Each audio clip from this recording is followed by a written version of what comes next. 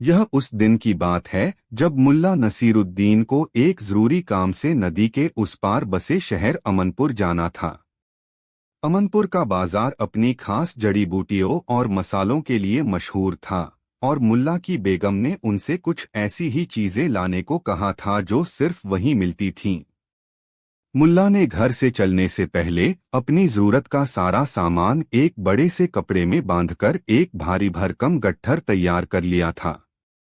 इस गट्ठर में उनके खाने पीने का सामान, कुछ कपड़े और वापसी के लिए खाली थैले थे। मुल्ला ने खुद से बड़बड़ाते हुए कहा, या अल्लाह, ये गट्ठर है या छोटा मोटा पहाड़? इसे उठाकर नदी तक जाना ही एक जंग लड़ने जैसा है। खैर, बेगम का हुक्म है, मानना तो पड़ेगा ही। मुल्ला गट्ठर को फिर से उठाते हैं और नदी की तरफ चल पड़ते हैं। रास्ते में उन्हें कुछ गांव वाले मिलते हैं। एक गांव वाले ने पूछा, मुल्ला जी सलाम, कहाँ की तैयारी है आज? ये इतना भारी बोझ लेकर कहाँ जा रहे हैं? मुल्ला ने मुस्कुराते हुए जवाब दिया, वालेकुम सलाम भाई, बस नदी के उस पार अमनपुर तक जा रहा हूँ। घर की कुछ जरूरतें हैं। दूसरे गांव वाले ने चिंता से कहा, अमनपुर? तो आप कासिम मल्लाह की नाव से ही जाएंगे? जरा संभल कर मुल्ला जी, वो आदमी बड़ा लालची और मुहफट है। सीधे मुंह बात नहीं करता और किराया भी मनमाना वसूलता है। मुल्ला की आंखों में एक शरारत भरी चमक आ गई और वो बोले, अच्छा, लालची भी है और मुहफट भी, तब तो सफर में मजा आएगा। देखते हैं उसका लालच बड़ा है या मेरी अक्ल। गांव वाले हैरान होकर एक दूसरे को देखते हैं और मुल्ला अपनी ही धुन में नदी की ओर बढ़ जाते हैं। मुल्ला पसीना पोंछते हुए नदी के किनारे पहुंचते हैं। नदी काफी चौड़ी और बहाव तेज है। किनारे पर एक ही नाव बंधी है और उस पर एक हट्टा कट्टा रौबदार चेहरे वाला आदमी बैठा है, कासिम मल्ला। वो आने जाने वालों को घूर रहा है। जैसा गांव वालों ने बताया था, मंजर ठीक वैसा ही था। नदी पार कराने के लिए सिर्फ एक ही नाव थी और उसका मालिक था कासिम। कासिम को अपनी इस अकेली नाव का बड़ा घमंड था। वो जानता था कि लोगों के पास उसके सिवा कोई और चारा नहीं है और इसी बात का वो पूरा फायदा उठाता था। मुल्ला धीरे धीरे नाव के पास पहुंचे। कासिम ने उन्हें ऊपर से नीचे तक देखा। उनके साधारण कपड़ों और भारी गट्ठर पर उसकी नजर टिक गई। कासिम ने अकड़कर पूछा, हाँ भाई, कहाँ जाना है? और ये क्या पहाड़ उठा रखा है? मुल्ला ने शांति से कहा, जनाब, मुझे नदी के उस पार जाना है। क्या आप मुझे अपनी नाव में बिठाएंगे?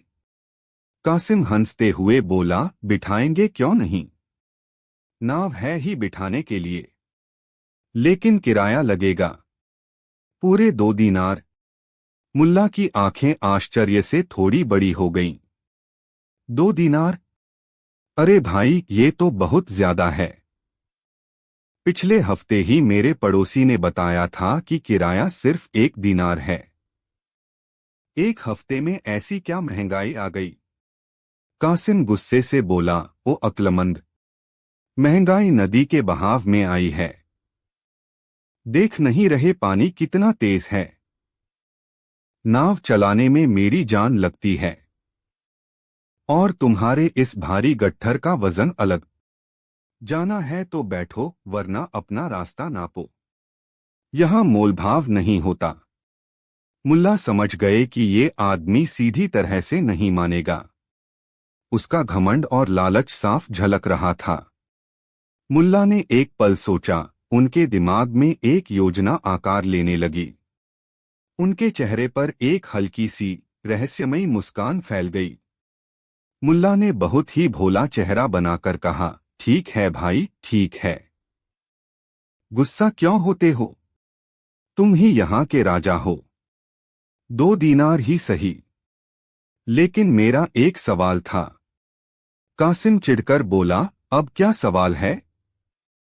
जल्दी पूछो, मेरे पास फालतू वक्त नहीं है। मुल्ला ने और भी मासूमियत से पूछा, ये जो 2 दीनार किराया है, ये मेरा है या मेरे सामान का भी? कासिम हैरानी से बोला, ये कैसा सवाल हुआ? ये तुम्हारा किराया है, आदमी का किराया। मुल्ला ने फिर पूछा, तो फिर मेरे इस गट्ठर का क्या? इसका भी कुछ किराया लगेगा? ये तो बेचारा बेजुबान है। कासिम जोर से ठहाका लगाकर हंसा। उसे मुल्ला की बात बेहद मूर्खतापूर्ण लगी। हाँ हाँ हाँ, अरे बुद्धू, सामान का कोई किराया नहीं होता। मैं इंसानों को पार उतारने का पैसा लेता हूँ, गट्ठर और बोरियों का नहीं। सामान तो मुफ्त में ही चला जाता है। समझा? मुफ्त? कासिम ने मुफ्त शब्द पर खास जोर दिया। मुल्ला की आंखों की चमक बढ़ गई। उन्हें वही जवाब मिल गया था जिसका वो इंतजार कर रहे थे। मुल्ला खुश होकर बोले, अरे वाह, ये तो आपने बहुत अच्छी बात कही। दिल खुश कर दिया आपने। सामान का कोई किराया नहीं। आप सच में बहुत दरियादिल इंसान हैं। मुल्ला की इतनी तारीफ सुनकर कासिम की छाती गर्व से और चौड़ी हो गई। कासिम ने कहा, हाँ, हूं ही मैं दरियादिल। अब बैठोगे या यही बातें बनाते रहोगे? मुल्ला बोले, बस 1 मिनट। यह कहकर मुल्ला ने अपना भारी गट्ठर उठाया और उसे बड़े आराम से नाव के अंदर रख दिया। फिर उन्होंने गट्ठर से बात करते हुए कहा, ले भाई, तू आराम से बैठ। तेरा सफर तो मुफ्त का है। मजे से नदी के नज़ारे लेते हुए जाना। कासिम हैरान होकर मुल्ला को देखता रहा कि ये आदमी कर क्या रहा है।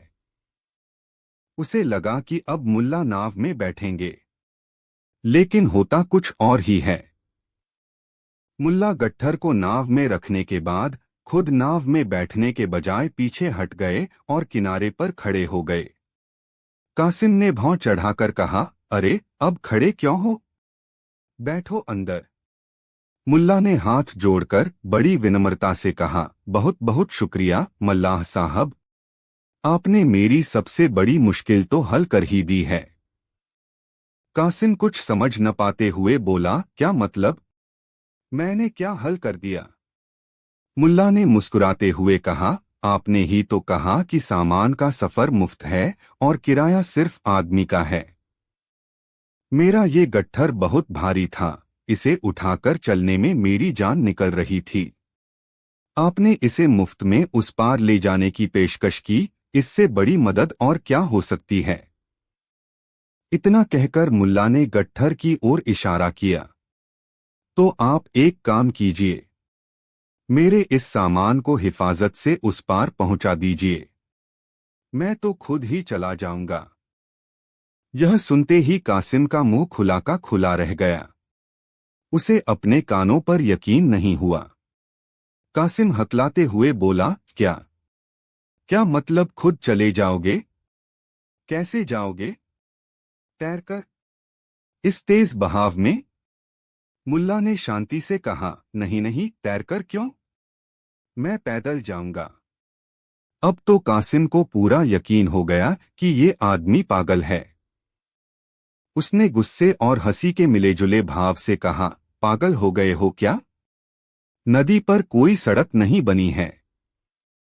पैदल कैसे जाओगे? मुल्ला ने नदी के बहाव की उल्टी दिशा में इशारा करते हुए कहा, वहां दूर एक पुराना पुल है। हाँ, मानता हूं कि यहां से वो कोई 5 कोस दूर है और रास्ता भी उबड़ खाबड़ है। लेकिन क्या करूं? 2 दीनार मेरे पास हैं नहीं। जब सामान मुफ्त में जा ही रहा है तो मैं भी थोड़ी मेहनत करके पैदल ही पहुंच जाऊंगा। आप बस मेरे सामान का ध्यान रखिएगा। मैं उस पार किनारे पर आपका इंतजार करूंगा। इतना कहकर मुल्ला नसीरुद्दीन मुड़े और बिना कासिम की तरफ देखे पुल वाले रास्ते पर चलना शुरू कर दिया। एक पल के लिए नदी के किनारे सन्नाटा छा गया। कासिम मल्लाह जड़वत खड़ा मुल्ला को जाते हुए देखता रहा। उसे समझ ही नहीं आया कि उसके साथ क्या हो गया। जिस आदमी को वो एक सीधा साधा बुद्धू समझ रहा था, उसने उसी के शब्दों के जाल में उसे ऐसा फंसाया था कि अब वो ना कुछ कह सकता था, ना कुछ कर सकता था। कासिम ने चीखकर कहा, अरे अरे रुको, ये ये धोखा है, तुम ऐसे नहीं जा सकते। लेकिन मुल्ला बहुत दूर जा चुके थे। उनकी आवाज हवा में गुम हो गई। और इस तरह दो यात्राएं एक साथ शुरू हुईं। एक यात्रा नाव पर हो रही थी, आसान, आरामदायक, लेकिन गुस्से और झुंझलाहट से भरी हुई। कासिम नाव चला रहा था, लेकिन उसका दिमाग आग बबूला हो रहा था। वो खुद से बड़बड़ा रहा था, ये क्या कर दिया मैंने? अपनी ही जुबान से फंस गया। एक दिनार का भी फायदा नहीं हुआ और अब इस पागल के गट्ठर को मुफ्त में ढोना पड़ रहा है। उस पार पहुंचकर बताता हूं इसे। वहीं दूसरी यात्रा पैदल हो रही थी, मुश्किल, थका देने वाली, लेकिन सबक और संतोष से भरी हुई। मुल्ला नसीरुद्दीन के लिए ये सिर्फ एक सफर नहीं था, बल्कि एक सिद्धांत की लड़ाई थी। ये लड़ाई लालच और घमंड के खिलाफ थी। वो थक रहे थे, लेकिन हर कदम पर उन्हें एक अजीब सी खुशी महसूस हो रही थी। मुल्ला ने खुद से कहा, मेहनत की थकान बेईमानी की कमाई से 1000 गुना बेहतर है। कासिम को आज समझ आएगा कि हर चीज की कीमत होती है, शब्दों की भी। कासिम नदी के दूसरे किनारे पर पहुंच चुका था। वो नाव को किनारे लगाकर मुल्ला का इंतजार करने लगा। समय बीतता गया। 1 घंटा, 2 घंटा। कासिम का गुस्सा अब बेचैनी में बदल रहा था। लगभग 3 घंटे बाद दूर से मुल्ला नसीरुद्दीन आते हुए दिखाई दिए। वो थककर चूर थे, उनके कपड़े धूल से सने थे, लेकिन चेहरा आत्मविश्वास से चमक रहा था। और आखिरकार लंबा इंतजार खत्म हुआ। मुल्ला नसीरुद्दीन दूसरे किनारे पर पहुंचे। कासिम उन्हें देखते ही आगबबूला होकर उनकी तरफ लपका। कासिम चीखते हुए बोला, आ गए तुम? कहाँ रह गए थे? 3 घंटे से मैं तुम्हारा और तुम्हारे इस मनहूस गट्ठर का इंतजार कर रहा हूं। मेरे कितने ग्राहकों का नुकसान हो गया तुम्हारी वजह से। लाओ, निकालो मेरे पैसे। मुल्ला ने बड़ी शांति से पूछा, पैसे? किस बात के पैसे मेरे दोस्त? कासिम बोला, किस बात के पैसे? मैंने तुम्हारा ये पहाड़ जैसा गट्ठर यहां तक ढोया है। इसकी मजदूरी तो दोगे? मुल्ला ने हैरानी का नाटक करते हुए कहा, मजदूरी? पर मल्लाह साहब, आप तो खुद ही अपनी जुबान से कहा था कि सामान का सफर मुफ्त है। मुफ्त की चीज की भला क्या मजदूरी? मैंने तो आप पर भरोसा करके ही अपना सामान आपको सौंपा था। क्या आप अपनी बात से मुकर रहे हैं? मुल्ला की बात सुनकर आसपास खड़े कुछ और लोग भी जमा हो गए। वो कासिम की तरफ देखने लगे। कासिम पूरी तरह निरुत्तर हो गया। वो जानता है कि मुल्ला सच कह रहे हैं और उसने ही ये शब्द कहे थे। भीड़ में से एक आदमी बोला, हाँ कासिम, मुल्ला जी ठीक तो कह रहे हैं। जुबान देकर मुकरना तो गलत बात है। कासिम ने शर्मिंदगी से सिर झुका लिया और बोला, पर किराया तो आदमी का था। तुम तो नाव में बैठे ही नहीं। मुल्ला ने मुस्कुराते हुए अपना गट्ठर उठाया और कहा, बिल्कुल सही। और इसीलिए मैंने आपको किराया नहीं दिया। दोस्त, तुमने एक बहुत बड़ी गलती की। तुमने मेरे इस बेजुबान गट्ठर को मुफ्त में ढोना स्वीकार कर लिया, लेकिन मेरे इस थके हुए शरीर को, जो खुद चल सकता था, पार कराने के लिए 2 दीनार मांगे। तुमने मेहनत की कीमत नहीं, बल्कि इंसान की मजबूरी की कीमत लगाई। मुल्ला अपनी बात जारी रखते हुए बोले, मैंने ये 5 कोस का लंबा सफर पैदल तय किया, ताकि तुम्हें सबक सिखा सकूं कि हर चीज पैसे से नहीं तौली जाती। तुम्हारी नाव तुम्हें नदी पार करा सकती है, लेकिन लालच और घमंड तुम्हें जिंदगी में कहीं का नहीं छोड़ेगा। आज तुमने मेरा सामान मुफ्त में ढोया और मैंने तुम्हें एक सबक मुफ्त में सिखाया। अब हमारा हिसाब बराबर।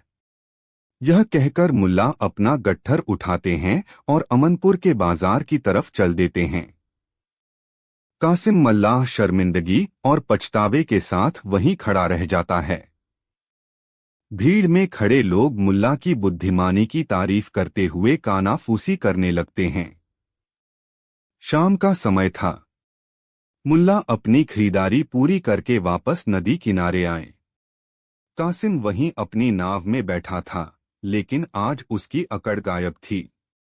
वो मुल्ला को देखकर खड़ा हो गया। कासिम ने धीरे से पूछा, मुल्ला जी, वापस जाना है? मुल्ला ने मुस्कुराकर कहा, हाँ भाई। कासिम बोला, बैठिए। और किराया सिर्फ 1 दीनार ही लगेगा। मुल्ला नाव में बैठते हुए बोले, लगता है आज नदी का बहाव थोड़ा शांत हो गया है। कासिम ने कुछ नहीं कहा, बस एक हल्की सी शर्मिंदगी भरी मुस्कान दी और नाव खेने लगा। सूरज डूब रहा था और नदी का पानी सुनहरा हो गया था। उस दिन कासिम मल्लाह ने सिर्फ मुल्ला नसीरुद्दीन को नदी पार नहीं कराया, बल्कि मुल्ला ने उसे लालच और घमंड के दरिया से पार उतारा था। मुल्ला ने किराया बचाया, ये तो एक छोटी सी बात थी। बड़ी बात ये थी कि उन्होंने एक इंसान को उसकी गलती का एहसास करा दिया था, वो भी बिना किसी कड़वाहट के। ये कहानी हमें सिखाती है कि बुद्धि सबसे बड़ा धन है और शब्द सबसे बड़ा हथियार। इन्हें सोच समझकर इस्तेमाल करना चाहिए, क्योंकि कभी कभी हमारे ही शब्द हमें फंसा सकते हैं। या फिर मुल्ला नसीरुद्दीन की तरह हमें कोई भी नदी पार करा सकते हैं। कहानी 2। मुल्ला नसीरुद्दीन की दुनिया बहुत बड़ी नहीं थी, लेकिन बहुत खुशहाल थी। उनका छोटा सा घर, उनकी कुछ किताबें, उनका प्यारा गधा और उनके आंगन में कुड़कुड़ करती कुछ मुर्गियां, बस यही उनकी कुल संपत्ति थी। उन्हें अपनी मुर्गियों से बहुत लगाव था। वो उन्हें अपने बच्चों की तरह पालते थे। हर सुबह उनका पहला काम अपनी मुर्गियों के लिए दाना डालना और उनके घोंसलों में देखना होता था कि आज अल्लाह ने उनके लिए क्या नेमत भेजी है। उनकी मुर्गियां भी उन्हें निराश नहीं करती थीं। रोज उन्हें 2-4 ताजे गर्म अंडे मिल ही जाते थे, जो उनके और उनकी बेगम के नाश्ते के लिए काफी होते थे। एक सुबह जब मुल्ला अपने रोज के नियम के अनुसार मुर्गियों के दड़बे के पास गए, तो उनकी आंखें आश्चर्य से फैल गईं। आज घोंसले में 4 की जगह 5 अंडे थे। 5वां अंडा बाकी अंडों से थोड़ा अलग था, थोड़ा बड़ा, और उसका रंग भी जरा सा गहरा था। मुल्ला मुस्कुराए, सुभान अल्लाह, लगता है आज मेरी कोई मुर्गी ज्यादा ही मेहरबान हो गई है। यह अल्लाह का भेजा हुआ एक अतिरिक्त तोहफा है। उन्होंने खुशी खुशी 5 अंडे अपनी टोकरी में रखे और घर की तरफ चल दिए। वो अपनी बेगम को यह खुशखबरी सुनाने के लिए बेचैन थे। एक अतिरिक्त अंडा उनके जैसे साधारण परिवार के लिए एक छोटी सी दावत के बराबर था। लेकिन उन्हें नहीं पता था कि उनकी इस छोटी सी खुशी पर एक गिद्ध जैसी नजर उन्हें दीवार के उस पार से देख रही थी। मुल्ला का पड़ोसी कासिम एक बेहद अमीर लेकिन उतना ही लालची और झगड़ालू किस्म का आदमी था। उसे अपनी हर चीज पर बहुत घमंड था, अपने बड़े घर पर, अपने कीमती कालीनों पर, और सबसे ज्यादा अपने शानदार मुर्गे पर। कासिम का मुर्गा, जिसका नाम उसने शेरू रखा था, पूरे मोहल्ले में मशहूर था। वो बहुत ही लंबा, तगड़ा और रंग बिरंगे पंखों वाला था। उसकी बांग इतनी दमदार थी कि सुबह सुबह पूरे मोहल्ले के लोग उसी की आवाज से जागते थे। कासिम उसे किसी राजा की तरह पालता था और अक्सर मुल्ला को ताना मारता था, देखो मुल्ला, इसे कहते हैं असली मुर्गा। तुम्हारी वो मरियल मुर्गियां इसके सामने पानी भरती हैं। उस सुबह कासिम अपने घर की छत पर खड़ा अपनी सल्तनत को निहार रहा था जब उसकी नजर मुल्ला के आंगन पर पड़ी। उसने मुल्ला को 5वां बड़ा अंडा उठाते हुए देख लिया था। अचानक उसकी आंखों में एक शैतानी चमक आई। उसे मुल्ला की खुशी देखी नहीं गई। वह जानता था कि मुल्ला के पास सिर्फ मुर्गियां हैं, कोई मुर्गा नहीं। और तभी उसके दिमाग में एक खुराफाती विचार आया। वह फौरन अपनी छत से उतरा और गुस्से से पैर पटकता हुआ मुल्ला के दरवाजे पर पहुंचा। उसने इतनी जोर से दरवाजा खटखटाया जैसे उसे तोड़ने आया हो। मुल्ला ने दरवाजा खोला। अरे कासिम भाई, खैरियत तो है? सुबह सुबह इतना गुस्सा? कासिम ने मुल्ला को धक्का देकर किनारे किया और सीधा आंगन में घुस गया। खैरियत की ऐसी तैसी। चोर, धोखेबाज, मेरा अंडा वापस करो। मुल्ला हैरान रह गए। तुम्हारा अंडा? कौन सा अंडा? मैं भला तुम्हारा अंडा क्यों चुराने लगा?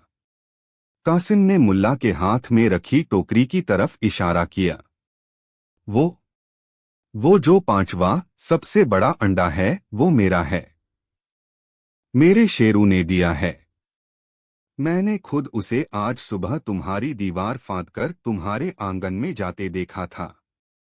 वो अंडा देकर वापस आ गया। लाओ वो अंडा मुझे वापस करो। एक पल के लिए मुल्ला को समझ ही नहीं आया कि वो क्या सुने और क्या कहें। वो कासिम का चेहरा देख रहे थे और सोच रहे थे कि सुबह सुबह इसने क्या खा लिया है। फिर जब उन्हें पूरी बात समझ आई तो उनका हंसी के मारे बुरा हाल हो गया। वो पेट पकड़कर इतना हंसे कि उनकी आंखों से पानी आ गया। हाँ हाँ हाँ, कासिम भाई, लगता है तुम्हारी नींद पूरी नहीं हुई है। अरे भले आदमी, भला मुर्गी भी कभी अंडे देते हैं क्या?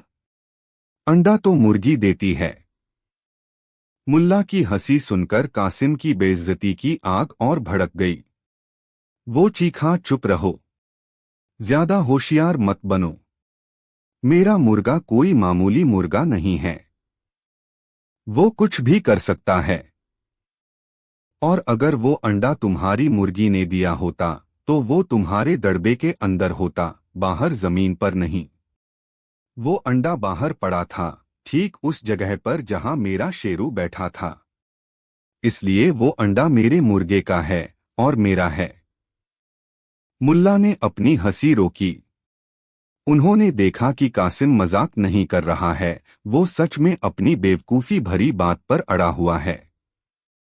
मुल्ला ने शांति से समझाने की कोशिश की, देखो कासिम, बहस करने का कोई फायदा नहीं। यह कुदरत का नियम है कि मुर्गे अंडे नहीं देते। यह अंडा यहीं मेरे आंगन में मिला है, इसलिए यह मेरा है। अब तुम अपने घर जाओ और मुझे मेरा नाश्ता बनाने दो। लेकिन कासिम मानने वाला नहीं था। मैं 1 इंच नहीं हिलूंगा जब तक तुम मुझे मेरा अंडा नहीं दे देते। अगर तुम शरीफों की तरह नहीं मानोगे तो मैं यह मामला पूरे गांव के सामने लेकर जाऊंगा।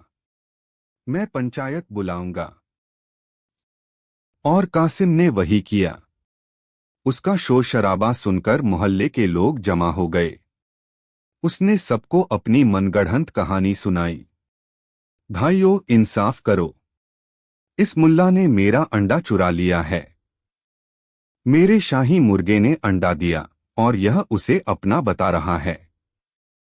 कुछ लोग जो कासिम की दौलत से डरते थे वो उसकी हाँ में हाँ मिलाने लगे। हाँ हाँ, कासिम भाई ठीक कह रहे हैं। इनका मुर्गा बहुत खास है, हो सकता है दे भी दिया हो। कुछ समझदार लोग मुल्ला के पक्ष में थे। कासिम, तुम पागल हो गए हो क्या? दुनिया में आज तक किसी मुर्गे ने अंडा नहीं दिया। देखते ही देखते एक छोटा सा अंडा पूरे मोहल्ले के लिए लड़ाई का मुद्दा बन गया। बात इतनी बढ़ गई कि तय हुआ कि अब इसका फैसला शहर के काजी ही करेंगे। कासिम तो यही चाहता था। उसे अपनी दौलत और पहुंच पर पूरा भरोसा था। उसने ऐलान किया, ठीक है, कल सुबह काजी की अदालत में मिलते हैं। वहीं दूध का दूध और पानी का पानी हो जाएगा। मैं साबित कर दूंगा कि यह मुल्ला चोर है। मुल्ला ने एक गहरी सांस ली। वो सोच रहे थे कि एक लालची और मूर्ख इंसान किस हद तक जा सकता है। लेकिन अब उनकी इज्जत दांव पर लग गई थी। उन्होंने चुनौती स्वीकार कर ली। अगले दिन शहर के काजी की अदालत खचाखच भरी हुई थी। यह खबर पूरे शहर में फैल गई थी और हर कोई इस अनोखे मुकदमे का गवाह बनना चाहता था। एक तरफ कटघरे में कासिम खड़ा था, अपने कीमती कपड़े पहने, और उसने अपने मुर्गे शेरू को भी सबूत के तौर पर साथ लाया था। दूसरी तरफ मुल्ला नसीरुद्दीन अपनी रोज की सादगी में खड़े थे। वो अंडा भी एक कपड़े में लपेटकर अपने साथ लाए थे। काजी साहब, जो एक गंभीर और बुद्धिमान व्यक्ति थे, ने अपना चश्मा ठीक किया और कार्यवाही शुरू की। कासिम, अपना पक्ष रखो। तुम्हारा आरोप क्या है? कासिम ने बड़ी नाटकीयता के साथ बोलना शुरू किया। हुजूर, यह मुल्ला, जो खुद को बहुत बड़ा ज्ञानी समझता है, एक मामूली चोर है। मेरा यह मुर्गा शेरू, जो कि ईरान की सबसे आला नस्ल का है, कल सुबह दीवार फांदकर इसके आंगन में चला गया। वहां इसने यह अंडा दिया। यह अंडा मेरे मुर्गे की संपत्ति है और इसलिए यह मेरी संपत्ति है। लेकिन जब मैंने इससे अपना अंडा मांगा तो इसने देने से इनकार कर दिया। मैं इंसाफ चाहता हूं, हुजूर। काजी ने मुल्ला की तरफ देखा। मुल्ला नसीरुद्दीन, तुम अपनी सफाई में क्या कहना चाहते हो? मुल्ला ने अदब से सिर झुकाया। काजी साहब, मैं बस इतना कहना चाहता हूं कि यह अंडा मेरे आंगन में मेरी जमीन पर मिला है, इसलिए यह मेरा है। जहां तक मुर्गे के अंडा देने की बात है, तो यह बात इतनी हास्यास्पद है कि इस पर कुछ कहना भी अक्ल का अपमान है। काजी साहब सोच में पड़ गए। कानून के हिसाब से अगर किसी की जमीन पर कोई लावारिस चीज मिलती है तो वो जमीन के मालिक की होती है। लेकिन कासिम का तर्क था कि चीज लावारिस नहीं है, उसका मालिक वो है। कासिम का वकील खड़ा हुआ और उसने बहस शुरू कर दी। हुजूर, मान लीजिए किसी की गाय पड़ोसी के खेत में जाकर बछड़ा दे दे, तो बछड़ा किसका होगा? गाय के मालिक का या खेत के मालिक का? जाहिर है गाय के मालिक का। उसी तरह अंडा मुर्गे का उत्पाद है, इसलिए अंडा मुर्गे के मालिक का हुआ। यह दलील सुनकर कासिम के समर्थक वाह वाह करने लगे। मुल्ला के पास कोई वकील नहीं था। वो चुपचाप खड़े सब सुन रहे थे। काजी साहब ने मुल्ला से पूछा, मुल्ला, इस दलील पर तुम्हारा क्या कहना है? मुल्ला ने एक कदम आगे बढ़ाया। उनके चेहरे पर अब एक रहस्यमयी मुस्कान थी। हुजूर, मैं कोई बड़ा वकील नहीं हूं और न ही मुझे कानून की गहरी समझ है। मैं तो एक सीधा सादा किसान हूं। मैं तो बस खेती बाड़ी की बातें जानता हूं। सब हैरान थे कि मुल्ला खेती की बात क्यों कर रहे हैं। मुल्ला ने अपनी बात जारी रखी। हुजूर, मैं आज सुबह जब अदालत के लिए निकल रहा था तो मैंने सोचा कि रास्ते में कुछ जौ बोता चलूं, ताकि जब मैं शाम को लौटूंगा तो फसल पक चुकी होगी और मैं उसे काटकर घर ले जाऊंगा। यह सुनते ही कासिम जोर से हंसा। हाँ हाँ हाँ, सुना हुजूर, यह आदमी पागल हो गया है। भला सुबह बोई हुई जौ शाम तक कैसे पक सकती है? इसमें तो महीनों लगते हैं। काजी साहब भी थोड़े नाराज हुए। मुल्ला, तुम अदालत का वक्त बर्बाद कर रहे हो। मुद्दे की बात करो। मुल्ला ने सिर झुकाया और बड़ी मासूमियत से कहा, गुस्ताखी माफ हुजूर। मैं बस यही समझने की कोशिश कर रहा था। अगर इस शहर में सुबह बोई हुई जौ शाम तक नहीं पक सकती, अगर यहाँ के नियम इतने पक्के हैं कि फसल को उगने में महीनों लगते हैं। इतना कहकर मुल्ला रुके और फिर अपनी आवाज ऊंची करके सीधे कासिम की आंखों में देखते हुए बोले, तो फिर उसी शहर में मुर्गे अंडे कब से देने लगे? एक पल के लिए, बस एक पल के लिए पूरी अदालत में मौत जैसा सन्नाटा छा गया। हर किसी के दिमाग में मुल्ला की बात तीर की तरह लगी। उन्होंने कासिम की बेवकूफी को एक और बड़ी बेवकूफी से जोड़कर सबके सामने रख दिया था। और फिर जो चुप्पी टूटी तो वो एक जोरदार ठहाके में बदली। खुद काजी साहब अपना पेट पकड़कर हंसने लगे। दरबारी, सिपाही, दर्शक, हर कोई हंस रहा था। यह हंसी कासिम के लालच और उसकी मूर्खता पर थी। कासिम का चेहरा शर्म से लाल, पीला, नीला हो गया।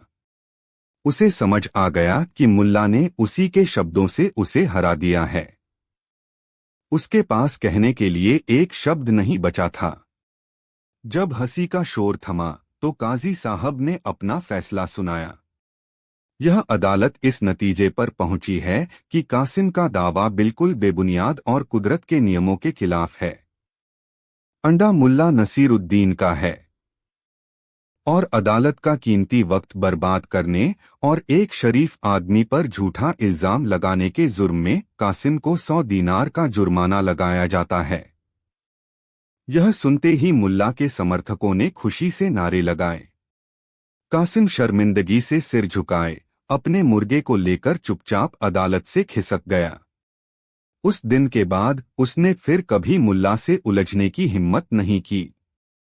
मुल्ला ने अंडा लिया, घर आए और अपनी बेगम के साथ मिलकर उस ऐतिहासिक अंडे का स्वादिष्ट आमलेट बनाकर खाया।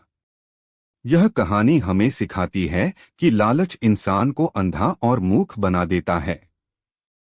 वो ऐसे झूठ बोलने लगता है जिसे साबित करने के लिए उसे और बड़े झूठ का सहारा लेना पड़ता है।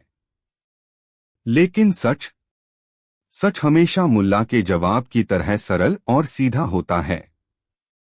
उसे साबित करने के लिए दलीलों की नहीं, बस थोड़ी सी अक्ल की जरूरत होती है। कहानी 3। शहर बुखारा के एक शांत कोने में मुल्ला नसीरुद्दीन का एक छोटा सा घर था। घर से ज्यादा कीमती और खूबसूरत था उसके पीछे लगा बगीचा। वो कोई शाही बाग नहीं था, लेकिन मुल्ला के लिए वो उनकी दुनिया थी। उन्होंने अपनी एक एक सांस उस बगीचे को दी थी। जमीन को खुद खोदा था, दूर नदी से पानी लाकर उसे सींचा था और हर एक बीज को अपने बच्चों की तरह पाला था। उस बगीचे में क्या नहीं था? रसीले टमाटरों की क्यारियां थीं जो सूरज की रोशनी में माणिक की तरह चमकती थीं। हरी भरी पालक ऐसे लहलहाती थी जैसे जमीन पर किसी ने मखमल बिछा दिया हो। लौकी और तुरई की बेलें बांस के मचान पर ऐसे चढ़ी थीं जैसे कोई दुल्हन अपनी सहेलियों के साथ खेल रही हो। और इन सब के बीच में रंग बिरंगे फूलों के पौधे थे, गुलाब, गेंदा, चमेली, जिनकी खुशबू से पूरा मोहल्ला महकता था। मुल्ला अपना ज्यादातर वक्त इसी बगीचे में गुजारते थे। यह उनके लिए सिर्फ सब्जियां उगाने की जगह नहीं थी, यह उनका प्रार्थना कक्ष था, उनका सुकून का कोना था। जब वो किसी पौधे को बढ़ते हुए देखते तो उन्हें लगता जैसे वो कायनात के सबसे बड़े राज को देख रहे हैं। लेकिन मुल्ला यह नहीं जानते थे कि उनकी इस जन्नत पर किसी की नजर पड़ चुकी है। उनके ठीक बगल में एक अमीर लेकिन घमंडी सौदागर रहता था जिसका नाम था करमचंद। करमचंद को अपनी दौलत का बहुत गुरूर था और वो मुल्ला को एक गरीब और सनकी फकीर से ज्यादा कुछ नहीं समझता था। करमचंद ने एक बकरी पाल रखी थी। बकरी का नाम था चांदनी, लेकिन उसके काम बिल्कुल काले थे। वो बहुत ही शरारती और पेटू थी और उसकी रस्सी अक्सर खुली रह जाती थी। एक सुबह जब मुल्ला अपने बगीचे में गए तो उनका दिल बैठ गया। किसी ने उनके प्यारे पालक के पत्तों को बेरहमी से कुतर दिया था। कुछ टमाटर के पौधे टूटे हुए थे और जमीन पर पैरों के निशान थे। मुल्ला का दिल दुख से भर गया। कौन हो सकता है जिसने मेरी मेहनत पर पानी फेर दिया? तभी उनकी नजर बाड़ के एक छोटे से छेद पर पड़ी। वो समझ गए कि यह किसी जानवर का काम है। मुल्ला ने टूटे हुए पौधों को ठीक किया और बाड़ की मरम्मत की। उन्हें लगा कि शायद कोई आवारा जानवर होगा जो अब दोबारा नहीं आएगा, लेकिन वो गलत थे। अगली सुबह मंजर और भी बुरा था। इस बार उनकी आधी लौकी की बेल तबाह हो चुकी थी और गुलाब के कई पौधे जड़ से उखड़े पड़े थे। मुल्ला को बहुत गुस्सा आया। उन्होंने ठान लिया कि वो इस चोर का पता लगाकर ही रहेंगे। उस शाम वो छिपकर अपने बगीचे पर नजर रखने लगे। कुछ ही देर बाद अंधेरे में उन्हें एक साया बाड़ की तरफ बढ़ता दिखा। वो करमचंद की बकरी चांदनी थी। उसने बड़ी चालाकी से बाड़ के नीचे से अपना मुंह घुसाया, लकड़ियों को तोड़ा और अंदर आ गई। और आते ही उसने मुल्ला की मेहनत पर धावा बोल दिया। मुल्ला का खून खौल गया, लेकिन उन्होंने सब्र से काम लिया। वो जानते थे कि बकरी की कोई गलती नहीं, गलती उसके मालिक की है। अगली सुबह मुल्ला सीधे करमचंद के आलीशान घर पहुंचे। करमचंद अपने आंगन में हुक्का गुड़गुड़ा रहा था। मुल्ला ने अदब से कहा, सौदागर साहब आदाब, एक जरूरी बात करनी थी। करमचंद ने बिना मुल्ला की तरफ देखे धुएं का छल्ला बनाते हुए कहा, बोलो क्या काम है? मेरे पास फालतू वक्त नहीं है। मुल्ला ने कहा, आपकी बकरी चांदनी रात में मेरे बगीचे में घुस आती है और सब कुछ तबाह कर देती है। मैंने उसे अपनी आंखों से देखा है। मेहरबानी करके उसे बांध कर रखें। यह सुनकर करमचंद हंसा। तो इसमें मैं क्या करूं? वो तो एक जानवर है। उसे क्या पता कि बगीचा किसका है? तुम अपनी बाड़ मजबूत क्यों नहीं कर लेते? मुल्ला ने शांति से जवाब दिया, मैंने बाड़ मजबूत की थी, पर वो फिर भी तोड़कर अंदर आ गई। जानवर को संभालना मालिक की जिम्मेदारी होती है।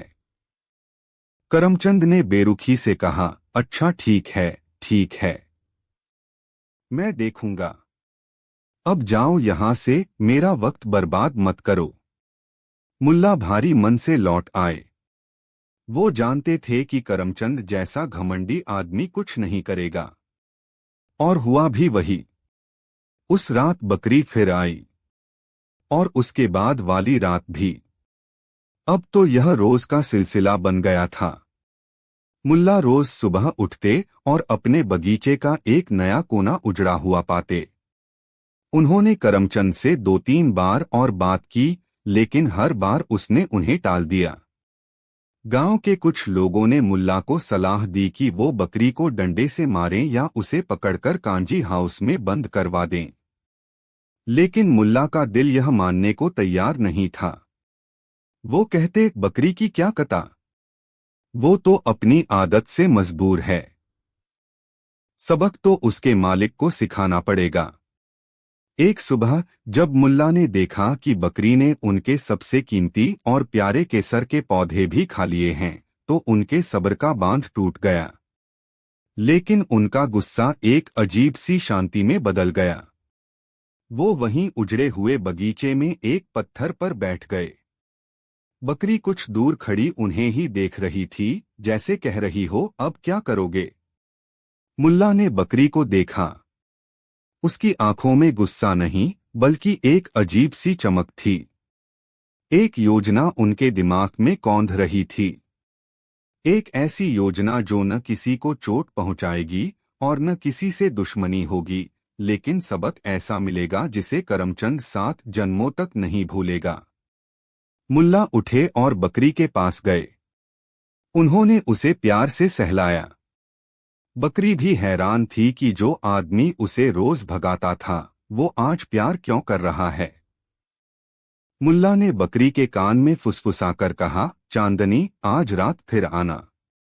आज मैं तुम्हारे लिए एक ऐसी दावत रखूंगा जो तुमने सपनों में भी नहीं सोची होगी। यह कहकर मुल्ला घर के अंदर चले गए। उनकी पत्नी ने जब बगीचे का हाल देखा तो रोने लगीं, लेकिन मुल्ला के चेहरे पर एक रहस्यमयी मुस्कान थी। उस शाम मुल्ला बाजार गए, लेकिन उन्होंने बाड़ मजबूत करने के लिए लकड़ियां या कीलें नहीं खरीदी। उन्होंने खरीदा सबसे बेहतरीन गुड़, ताजे चने, गुलाब की पंखुड़ियां और एक महंगा इत्र। घर आकर उन्होंने उन सब चीजों को एक बड़े से बर्तन में मिलाया और एक बहुत ही स्वादिष्ट और खुशबूदार खाना तैयार किया। उनकी पत्नी हैरान थी कि ये सब किसके लिए हो रहा है। मुल्ला ने बस मुस्कुराकर कहा, आज हमारे घर एक बहुत खास मेहमान आने वाली है। रात हुई। जैसा कि उम्मीद थी, चांदनी बकरी बाड़ तोड़कर अंदर आ गई।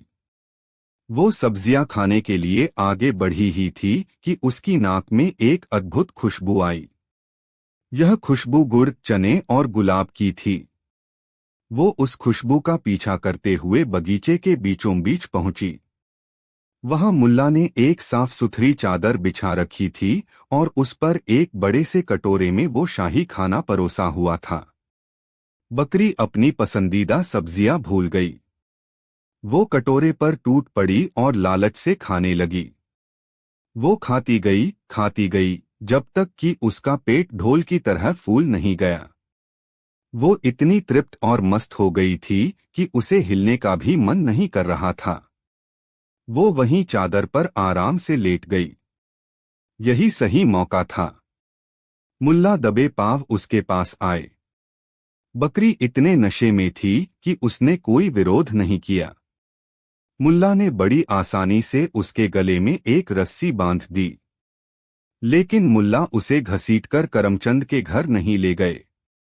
उनका प्लान तो कुछ और ही था। उन्होंने घर के अंदर से गेंदे के फूलों की एक माला निकाली और बकरी के गले में पहना दी। फिर उन्होंने जो महंगा इत्र खरीदा था वो उस पर छिड़क दिया। अब चांदनी सिर्फ एक बकरी नहीं बल्कि किसी शाही सवारी की तरह लग रही थी। अगली सुबह पूरे शहर ने एक ऐसा नजारा देखा जो उन्होंने पहले कभी नहीं देखा था।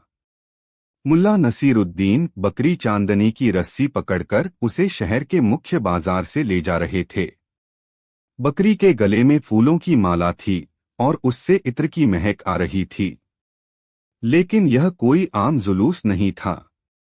मुल्ला बहुत ही ऊंची और नाटकीय आवाज में चिल्ला रहे थे, रास्ता छोड़ो, रास्ता छोड़ो। सौदागर करमचंद जी की शाही बकरी पधार रही हैं। हट जाओ सब लोग। दुकानदार अपनी दुकानें छोड़कर बाहर आ गए। बच्चे, बूढ़े, औरतें सब यह तमाशा देखने के लिए जमा हो गए। मुल्ला चलते चलते चिल्लाते जा रहे थे, देखो, देखो इस महान बकरी को। यह कोई मामूली घासफूस नहीं खाती। यह तो मेरे बगीचे के कीमती केसर और गुलाब के फूल खाती है। यह इतनी अमीर और नफीस है कि साधारण खाना इसके गले से नीचे नहीं उतरता। लोग हंस रहे थे। वो समझ रहे थे कि मुल्ला क्या कर रहे हैं। यह सीधी सीधी करमचंद की बेइज्जती थी, लेकिन इतने मजेदार तरीके से कि कोई कुछ कह नहीं सकता था। यह जुलूस धीरे धीरे करमचंद के आलीशान घर के सामने पहुंचा। तब तक वहां सैकड़ों लोगों की भीड़ जमा हो चुकी थी। शोर सुनकर करमचंद गुस्से में बाहर आया। जैसे ही उसने यह नजारा देखा, उसका चेहरा शर्म और गुस्से से तमतमा गया। उसकी अपनी बकरी फूलों की माला पहने और मुल्ला उसका ढिंढोरा पीट रहा था। करमचंद चीखा, यह क्या बकवास है मुल्ला? तुम्हारी हिम्मत कैसे हुई मेरी बकरी के साथ ऐसा करने की?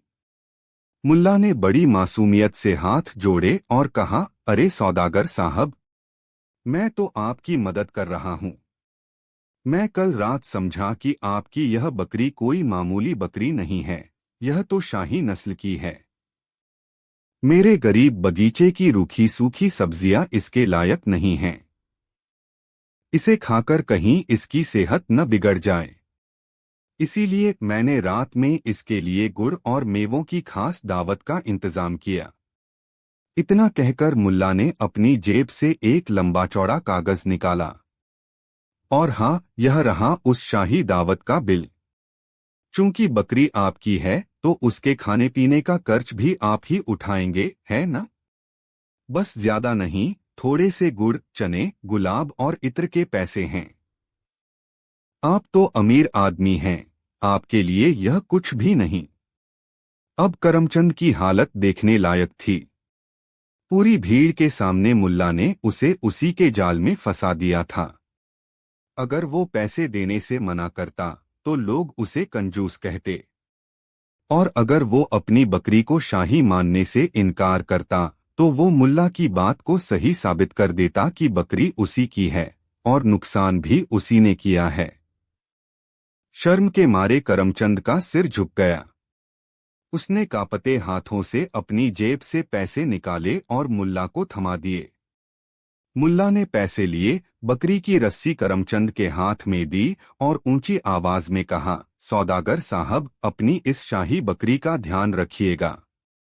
अब से इसके खाने का इंतजाम अपने घर में ही कीजिएगा, क्योंकि मेरे गरीब बगीचे में अब इसके लायक कुछ नहीं बचा है। पूरी भीड़ जोर से हंस पड़ी। करमचंद इतना अपमानित हुआ कि वो बिना कुछ कहे बकरी को लेकर अंदर चला गया। उस दिन के बाद करमचंद ने बकरी के लिए एक मजबूत बाड़ा बनवा दिया और चांदनी बकरी फिर कभी मुल्ला के बगीचे की तरफ नजर उठाकर भी नहीं देख पाई। मुल्ला ने फिर से अपने बगीचे को सींचा और कुछ ही हफ्तों में वो पहले से भी ज्यादा हरा भरा और खूबसूरत हो गया। यह कहानी हमें सिखाती है कि हर समस्या का हल लड़ाई या गुस्से से नहीं निकलता। कभी कभी सबसे बड़ा हथियार आपकी बुद्धि होती है। एक छोटा सा मजाक, एक अनोखी तरकीब बड़े से बड़े घमंड को तोड़ सकती है और सबसे बड़े दुश्मन को भी सबक सिखा सकती है, वो भी बिना एक भी डंडा चलाए। कहानी 4। शहर की भागदौड़ से दूर एक छोटे से शांत कस्बे में मुल्ला नसीरुद्दीन का छोटा सा घर था। उनकी दुनिया बड़ी नहीं थी, लेकिन खुशियों से भरी थी। इस दुनिया का सबसे अहम हिस्सा था उनका गधा, जिसे वो प्यार से भोलू कहकर बुलाते थे। भोलू सिर्फ एक जानवर नहीं था, वो मुल्ला का हमराज था, उनका साथी था, उनके सुख-दुख का गवाह था। हर सुबह मुल्ला की आंख भोलू की आवाज से ही खुलती थी। वो बाहर आते, भोलू की पीठ थपथपाते, उसे हरी हरी घास खिलाते और फिर दोनों निकल पड़ते अपनी दिनचर्या पर। लेकिन उस दिन की सुबह कुछ अलग थी। सूरज तो रोज की तरह ही निकला था, चिड़िया भी चहचहा रही थीं, पर मुल्ला के आंगन में वो जानी पहचानी आवाज नहीं गूंजी। मुल्ला को कुछ अजीब लगा। वो फौरन बाहर आए और जो देखा, उससे उनके पैरों तले जमीन खिसक गई। भोलू, जो हमेशा सुबह सुबह अपनी अगली टांगों से जमीन खुरचता हुआ उनका इंतजार करता था, आज चुपचाप एक कोने में निढाल सा पड़ा था। उसकी आंखों में वो चमक नहीं थी, कान नीचे की ओर झुके हुए थे और शरीर में कोई हरकत नहीं थी। मुल्ला दौड़े दौड़े उसके पास पहुंचे। भोलू, मेरे यार, क्या हुआ तुझे? उन्होंने उसकी गर्दन पर हाथ फेरा। भोलू ने धीरे से अपनी आंखें खोलीं, लेकिन उनमें एक गहरी उदासी और पीड़ा थी। मुल्ला का दिल बैठ गया। उन्होंने भोलू के सामने उसकी पसंदीदा हरी और ताजी घास रखी, जिसे देखकर भोलू मीलों दूर से भागा चला आता था। पर आज उसने घास की तरफ देखा तक नहीं। मुल्ला ने उसे पानी पिलाने की कोशिश की, लेकिन भोलू ने अपना मुंह फेर लिया। यह कोई मामूली बात नहीं थी। मुल्ला ने अपनी पूरी जिंदगी में भोलू को कभी इतना सुस्त और बीमार नहीं देखा था। उन्होंने उसके पेट पर हाथ फेरा, उसके पैर देखे, उसके मुंह को खोलकर जांचने की कोशिश की, लेकिन उन्हें कुछ भी समझ नहीं आया। कोई बाहरी चोट नहीं थी, कोई सूजन नहीं थी। बीमारी जो भी थी वो अंदर थी, गहरी और रहस्यमयी। देखते ही देखते पूरा दिन गुजर गया। मुल्ला ने सारे कामकाज छोड़ दिए। वो बस भोलू के पास बैठे रहे, उससे बातें करते रहे, उसे बहलाने की कोशिश करते रहे। देख भोलू, कल हमें बाजार जाना है। तू ठीक नहीं होगा तो मेरा दिल कैसे लगेगा? उठ जा मेरे दोस्त। पर भोलू की हालत जस की तस बनी रही। शाम ढलते ढलते उसकी सांसें भी भारी होने लगीं। अब मुल्ला की चिंता डर में बदल चुकी थी। उन्होंने गांव के कुछ पुराने नुस्खे आजमाए। किसी ने कहा हींग का लेप लगा दो, किसी ने कहा अजवाइन का पानी पिलाओ। मुल्ला ने सब कुछ किया, पर भोलू की हालत बिगड़ती ही जा रही थी। रात के अंधेरे में भोलू की भारी सांसों की आवाज मुल्ला के दिल पर हथौड़े की तरह बरस रही थी। उन्हें लग रहा था जैसे वो अपने दोस्त को खो रहे हैं। मुल्ला, जो अपनी बुद्धि से बड़ी बड़ी समस्याओं को चुटकियों में हल कर देते थे, आज अपने दोस्त की खामोश पीड़ा के सामने खुद को निहायत बेबस और लाचार महसूस कर रहे थे। उन्हें एहसास हो गया था कि यह मामला अब घरेलू नुस्खों से बाहर जा चुका है। अब जरूरत थी एक विशेषज्ञ की, एक हकीम की। और यहीं से कहानी में एक ऐसे किरदार का आगमन होता है जिसने मुल्ला की जिंदगी में भूचाल ला दिया। अगली सुबह जब उम्मीद की कोई किरण नजर नहीं आ रही थी, मुल्ला ने अपने पड़ोसी से शहर के सबसे बड़े हकीम के बारे में पूछा। पड़ोसी ने बताया, मुल्ला, शहर में एक ही नाम है, हकीम शिफाउद्दौला। कहते हैं उनके हाथ में जादू है। वो नब्ज देखकर ही इंसान के अंदर की हर बीमारी बता देते हैं। लेकिन वो बहुत महंगे हैं और जानवरों का इलाज करते हैं या नहीं, यह कहना मुश्किल है। मुल्ला के लिए पैसों की कोई कीमत नहीं थी। उन्होंने अपनी बची खुची जमा पूंजी ली और शहर की ओर दौड़ लगा दी। हकीम साहब का दवाखाना किसी महल से कम नहीं था। बाहर मरीजों की लंबी कतार थी। मुल्ला किसी तरह भीड़ को चीरते हुए अंदर पहुंचे। हकीम शिफाउद्दौला एक शानदार मसंद पर बैठे थे। उनके चारों ओर बड़ी बड़ी किताबों का ढेर लगा था। उन्होंने सोने की ऐनक लगा रखी थी और उनके चेहरे पर एक अजीब सा घमंड था।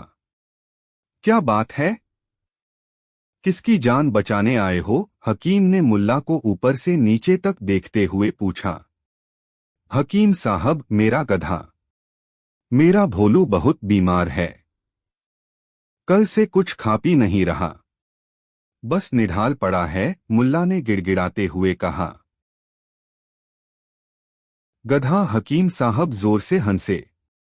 हाँ हाँ हाँ, मैं इंसानों का हकीम हूँ, जानवरों का नहीं। मेरे पास इतना फालतू समय नहीं है कि मैं किसी गधे के लिए अपना कीमती वक्त बर्बाद करूं। मुल्ला का दिल टूट गया, लेकिन उन्होंने हिम्मत नहीं हारी। हकीम साहब, वो सिर्फ गधा नहीं है, मेरा दोस्त है, मेरा परिवार है। आप जो फीस कहेंगे मैं दूंगा। बस एक बार उसे देख लीजिए। मुल्ला की आंखों में आंसू छलक आए। शायद मुल्ला की बेबसी देखकर या फीस का लालच देकर हकीम साहब तैयार हो गए। ठीक है, ठीक है, इतना नाटक करने की जरूरत नहीं। तुम्हारी शक्ल पर लिखी लाचारी देखकर चल रहा हूं। मेरी फीस 5 सोने के सिक्के होगी, चाहे गधा बचे या मरे। मुल्ला ने फौरन हामी भर दी। हकीम साहब अपनी भारी भरकम किताबों और औजारों का संदूक लेकर मुल्ला के साथ उनके घर पहुंचे। गांव वाले इतने बड़े हकीम को देखकर हैरान थे। हकीम साहब ने भोलू को ऐसे देखा जैसे वो कोई कीड़ा मकोड़ा हो। उन्होंने अपनी छड़ी से भोलू को ठोंका, उसकी आंखें खोलकर देखीं, उसकी नब्ज टटोलने का नाटक किया और फिर गहरी सोच में डूब गए। करीब आधे घंटे तक वो अजीब अजीब हरकतें करते रहे, कभी कोई किताब खोलते, कभी आसमान की तरफ देखते। मुल्ला और गांव वाले सांस रोके खड़े थे। हर गुजरता पल मुल्ला के दिल की धड़कनें बढ़ा रहा था। हकीम साहब के चेहरे पर आते जाते भाव किसी रहस्यमयी पहेली की तरह लग रहे थे। आखिर भोलू को हुआ क्या था? क्या हकीम साहब उसकी बीमारी पकड़ पाए, या यह किसी बड़ी मुसीबत की शुरुआत थी? जवाब किसी के पास नहीं था। आखिरकार हकीम साहब ने अपनी चुप्पी तोड़ी। उन्होंने अपनी ऐनक ठीक करते हुए एक गंभीर और विद्वतापूर्ण अंदाज में कहा, हम मामला बहुत संगीन है। सबके कान खड़े हो गए। तुम्हारे गधे को कोई आम बीमारी नहीं है, हकीम ने घोषणा की। इसे खामोश जिगर नामक एक दुर्लभ रोग हुआ है। इसमें जानवर का जिगर धीरे धीरे काम करना बंद कर देता है और उसकी आत्मा शरीर से विरक्त होने लगती है। इसका कारण है वायु प्रकोप और पित्त विकार का असंतुलन। मुल्ला और गांव वालों ने ये नाम पहली बार सुने थे। उन्हें कुछ समझ नहीं आया, लेकिन हकीम साहब का रौब ऐसा था कि किसी की सवाल पूछने की हिम्मत नहीं हुई। मुल्ला ने हाथ जोड़कर कहा, हकीम साहब, इसका कोई इलाज तो होगा। इलाज है, हकीम ने अपनी उंगली हवा में उठाते हुए कहा, लेकिन बहुत मुश्किल है। इसके लिए तुम्हें कुछ दुर्लभ जड़ी बूटियां लानी होंगी। क्या तुम ला पाओगे? आप हुक्म कीजिए हकीम साहब, मैं पाताल से भी ले आऊंगा, मुल्ला ने बिना सोचे समझे कह दिया। और फिर हकीम साहब ने जो नुस्खा बताया, उसे सुनकर मुल्ला के होश उड़ गए। पहली चीज, हिमालय की सबसे ऊंची चोटी पर उगने वाला चांदनी फूल। यह फूल सिर्फ पूर्णिमा की रात को ही खिलता है और उसे तोड़ने के लिए नंगे पैर बर्फीली चट्टानों पर चढ़ना पड़ता है।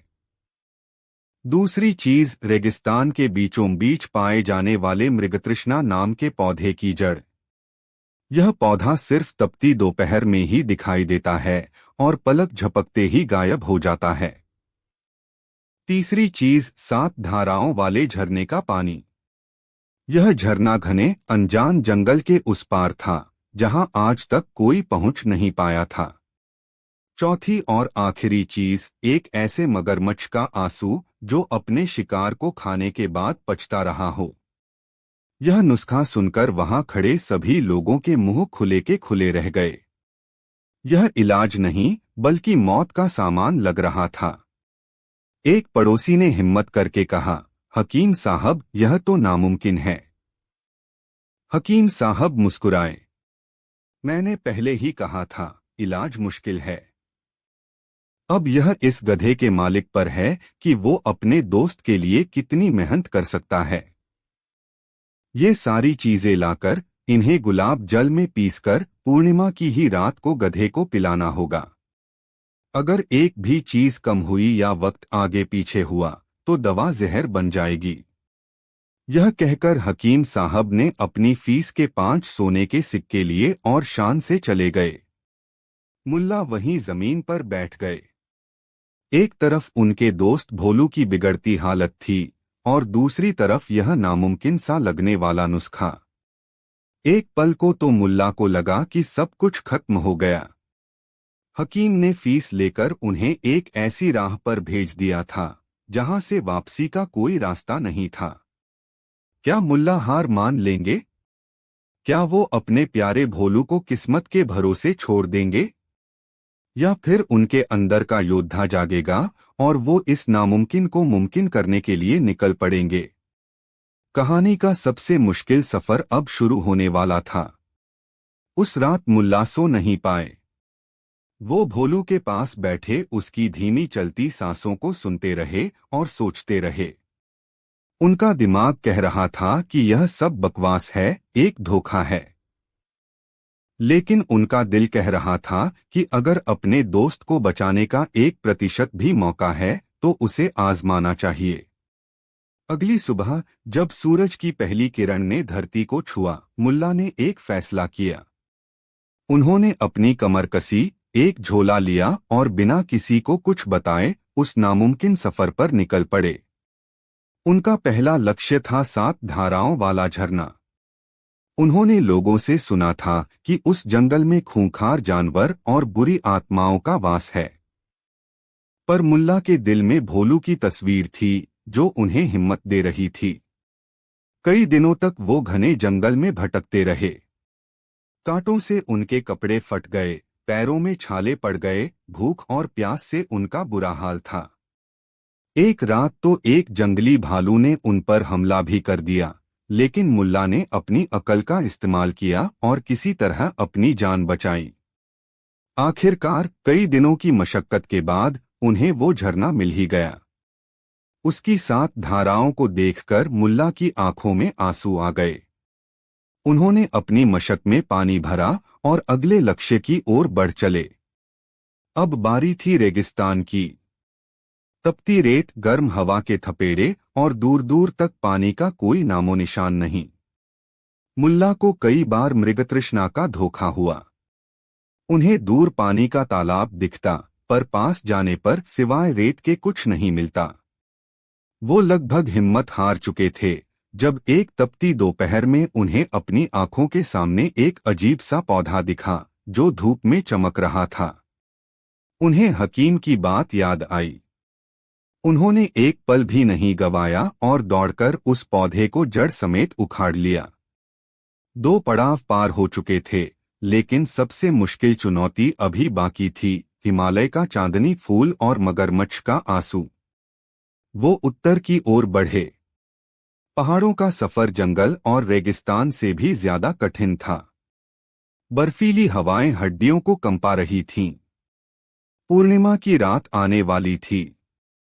मुल्ला ने नंगे पैर उन बर्फीली चट्टानों पर चढ़ना शुरू किया। उनके पैर सुन्न हो गए थे, खून निकल रहा था, पर वो चढ़ते गए। और फिर आधी रात को जब चांद अपने पूरे शबाब पर था, उन्होंने उसे देखा। एक अद्भुत फूल जो चांद की रोशनी में चमक रहा था। उन्होंने कांपते हाथों से उसे तोड़ा और अपने झोले में रख लिया। अब बची थी सिर्फ आखिरी चीज, पछताते हुए मगरमच्छ का आंसू। यह सबसे बेतुकी और असंभव चीज थी। मुल्ला एक नदी के किनारे पहुंचे जहां बहुत सारे मगरमच्छ थे। वो छिपकर देखने लगे। उन्होंने देखा कि एक मगरमच्छ ने एक हिरण का शिकार किया और उसे खाने के बाद उसकी आंखों से पानी बहने लगा। मुल्ला को लगा कि यही मौका है।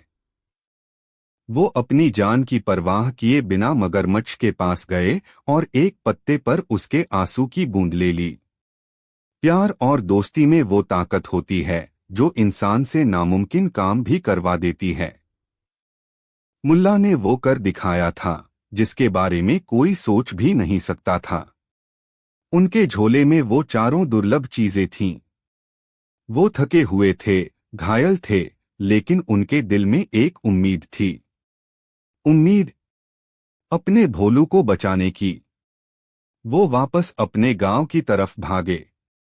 लेकिन क्या वो सही समय पर पहुंच पाएंगे? और क्या यह दवा वाकई काम करेगी? कहानी का सबसे बड़ा रहस्य अब खुलने वाला था। मुल्ला जब वापस अपने गांव पहुंचे तो उन्हें देखकर लोग हैरान रह गए। उनकी हालत किसी फकीर जैसी हो गई थी। दाढ़ी बढ़ चुकी थी, कपड़े तार-तार थे और आंखों में गहरी थकान थी। लेकिन उनके हाथ में वो झोला था जिसमें भोलू की जिंदगी की उम्मीद थी। पूर्णिमा की रात थी।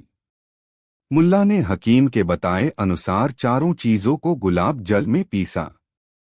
एक अजीब सी गंध वाला लेप तैयार हुआ। उन्होंने कांपते हाथों से वो दवा भोलू के मुंह में डाली। अब इंतजार की घड़ियां शुरू हुई। मुल्ला, पड़ोसी और पूरा गांव भोलू के चारों ओर जमा हो गया। हर कोई सांस रोके उस चमत्कार का इंतजार कर रहा था जिसके लिए मुल्ला ने अपनी जान दांव पर लगा दी थी। 1 घंटा बीता, 2 घंटे बीते, आधी रात गुजर गई, लेकिन भोलू की हालत में कोई सुधार नहीं हुआ, बल्कि अब उसकी सांसें और भी ज्यादा उखड़ने लगीं। उसके शरीर में हल्की हल्की कंपकंपी शुरू हो गई। ऐसा लग रहा था जैसे दवा ने असर नहीं बल्कि उल्टा असर कर दिया है। मुल्ला का दिल टूटकर चूर चूर हो गया। वो जमीन पर घुटनों के बल बैठ गए। उनकी सारी मेहनत, सारा संघर्ष, सारी उम्मीदें, सब कुछ एक पल में मिट्टी में मिल गया था। उनकी आंखों से आंसुओं का सैलाब उमड़ पड़ा। वो समझ गए कि हकीम ने उन्हें धोखा दिया था। वो नुस्खा सिर्फ उन्हें भटकाने और अपनी अज्ञानता छिपाने का एक तरीका था। गांव वाले भी मायूस हो गए। वो मुल्ला को सांत्वना देने लगे, मुल्ला, तुमने अपनी तरफ से पूरी कोशिश की। अब सब ऊपर वाले के हाथ में है। लेकिन मुल्ला को कुछ सुनाई नहीं दे रहा था। उन्हें बस अपने दोस्त की उखड़ती सांसें सुनाई दे रही थीं। उन्हें लगा कि उन्होंने ही अपने भोलू को जहर दे दिया है। इस अपराध बोध के बोझ तले वो दब गए। उन्होंने भोलू का सिर अपनी गोद में रख लिया और फूट फूट कर रोने लगे। कभी कभी जब हम ज्ञान की तलाश में बहुत दूर निकल जाते हैं तो उस सच को देखना भूल जाते हैं जो हमारी आंखों के ठीक सामने होता है।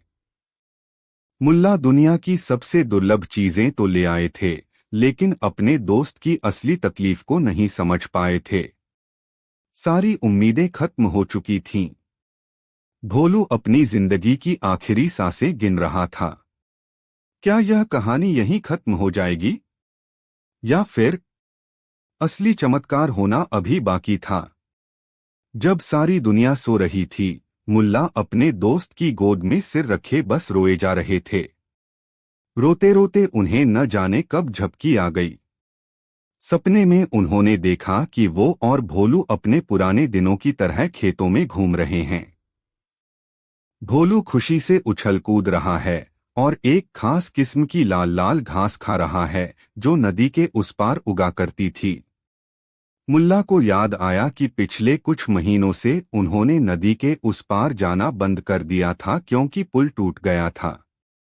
भोलू को वो घास बहुत पसंद थी। मुल्ला की आंख अचानक खुल गई। उनके दिमाग में एक बिजली सी कौंधी। खामोश ए जिगर, वायु प्रकोप, यह सब बकवास था। उन्हें याद आया कि भोलू की बीमारी उसी दिन से शुरू हुई थी जिस दिन से उन्होंने उस रास्ते पर जाना छोड़ा था।